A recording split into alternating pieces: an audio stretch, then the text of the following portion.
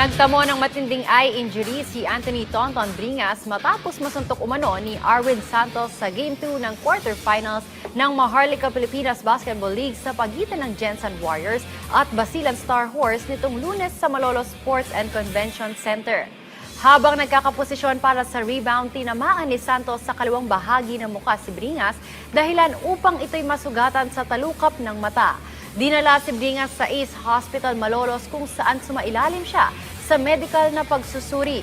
Lumabas na bukod sa pamamaga ng mata, may posibilidad din ng pinsala sa kanyang ilong at paningin.